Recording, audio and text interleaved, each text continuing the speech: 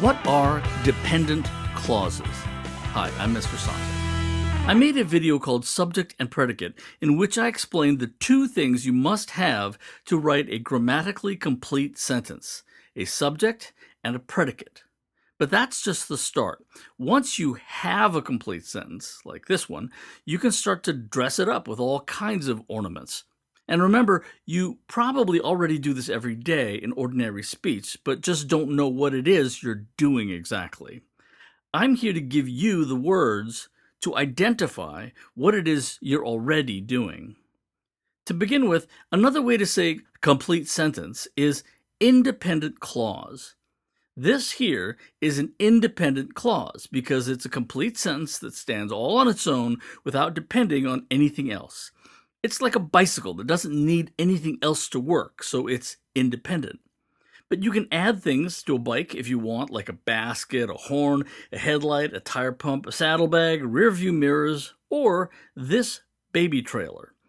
That's like a dependent clause right there. The baby trailer can't do anything by itself unless it's attached to a complete bike, right? In the same way, a dependent clause won't function without being attached to an independent clause. You are beautiful is a complete sentence because it has a subject and a predicate. It's an independent clause. A dependent clause, also called a subordinate clause, would be even though you have two heads. That phrase by itself isn't a complete thought. It has to be connected to an independent clause.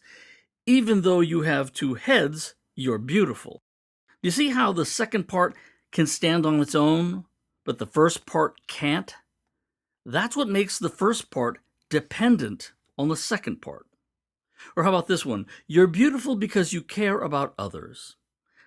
Neither even though you have two heads or because you care about others can stand by themselves because they are dependent clauses. And there are specific terms for different kinds of dependent clauses.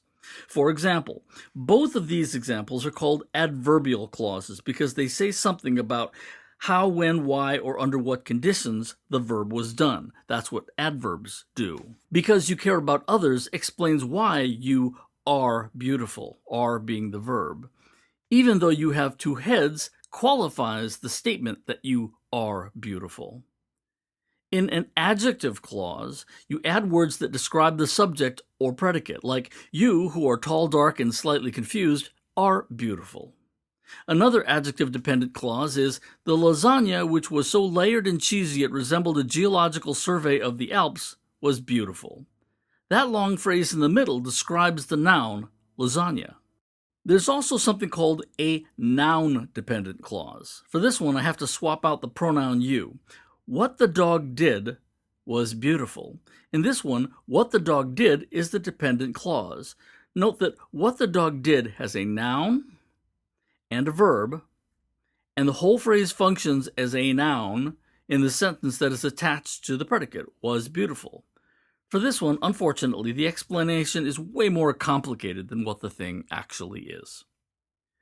When you attach any of these dependent clauses of any kind to an independent clause, that's called a complex sentence.